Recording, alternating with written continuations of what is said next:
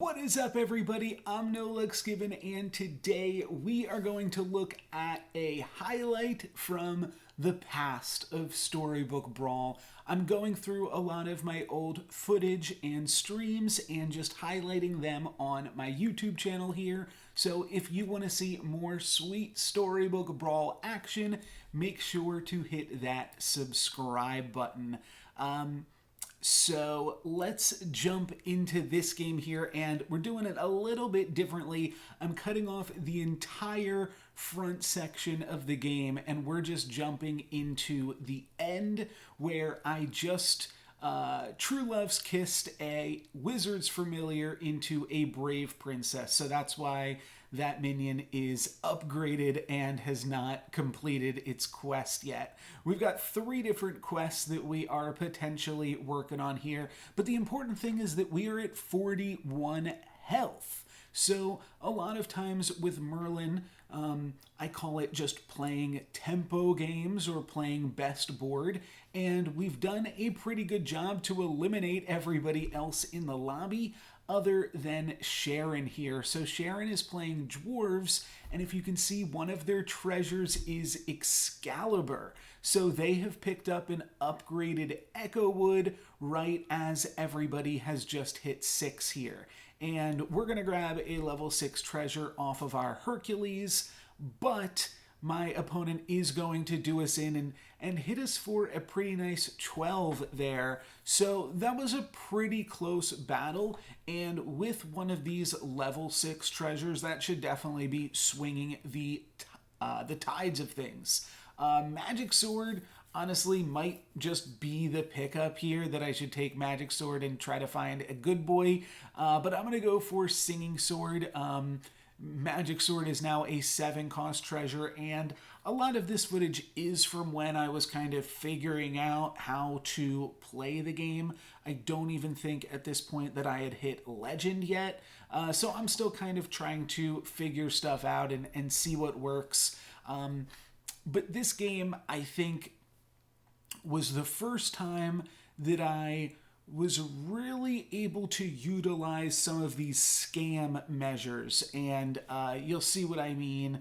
I'm calling this video the Cupid clutch, so there's a bit of a hint, but my opponent is about on even power level with me right now, but they are definitely going to get more powerful than me because of their Excalibur treasure. So they're going to be able to find upgraded Lordies, they're going to be able to find upgraded Echo Woods, and I can pigomorph them and do stuff like that, but they are definitely going to be able to come up with some really powerful units here.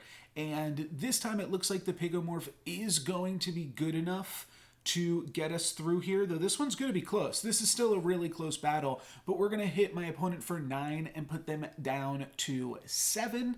So at this point, I'm feeling kind of good, but we did only, I mean, the pigomorph certainly helped with that battle, right? So we are not guaranteed to keep on winning, and we need to make sure that we continually make our board more powerful too.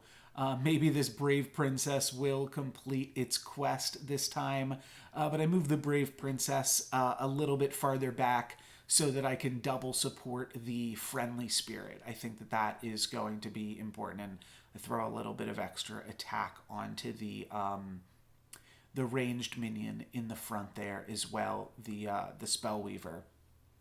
So yeah, I'm not exactly sure what the best route to go for here, but Ride of the Valkyrie seems like a good enough as any spell to be casting here, and we'll see. We'll see what happens in this battle. I already know what happens, doing some post commentary here, obviously, and what happens is that my opponent finds another Echo Wood. So they are making their board considerably more powerful now. They also get a little bit of a pigomorph on us as well, and we don't slay. But we're still decently powerful here. We're going toe to toe with them. We're going to trade with the Princess White, and we're going to leave one of their Echo Woods with 7 health remaining. So still a pretty close battle here, all things considered. I'll go ahead and grab another Good Mother. Then I can grab Forking Rod. That works decently well with Merlin. Drop the Fancy Pants. So now the healing spell heals us for 2 and throws out 2 little Merlin buffs here. But I really have to find something a little bit better than that. I've certainly been hunting for a good boy, but have been unable to find it. Luna's Grace seems fine because we cast it twice, so then we get 2 Merlin procs, and then we're dealing... we've got the Singing Swords as well, making even more use out of it. And then it's going on a Friendly Spirit, so all of those buffs are going to get applied elsewhere as well. We do get one of the Merlin triggers on the Golden Chicken, but I'm hoping that the Luna's Grace, I mean, we didn't really have that many more rolls, but I'm hoping the Luna's Grace will be enough, because like I said, that is a lot of stats. That's like plus 24, plus 12 worth of stats, which is pretty good, and then the 2 Merlin triggers, so, well, one went on the chicken, but it's plus 25, plus 13 worth of stats, or plus 26, plus 13 worth of stats. My opponent is going to be able to just shake off our spell there from the deck of cards, I think it's called. But they have huge Echo Woods. We're going to be able to take 1 out. 1 goes into our Hercules. A little bit of an overkill, though, actually. And then both of their other backline minions are going to be able to survive. And they're going to hit us for 12 down to 12. And when your opponent does that, things start to get a little bit scary. When your opponent hits you for the amount of health that you have remaining after that, when they hit you for half of your health, you're like, oh shoot, am I dead now? So definitely...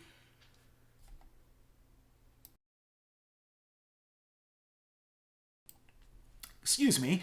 Definitely things getting a little bit scary there. But we are able to find a Cupid. And this video is called the Cupid Clutch, so certainly we were looking for Cupid. And that was one of the things that I was looking for, basically, since I saw that they had started to make Echo Woods. I figured that would be a good way to deal with some of their Echo Woods in the back.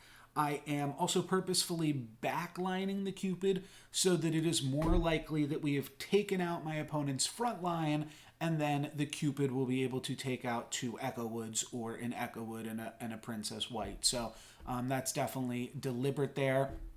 This also allows us to get full utility out of our Singing Sword by having Singing Sword be in the back, but also full use out of Cupid.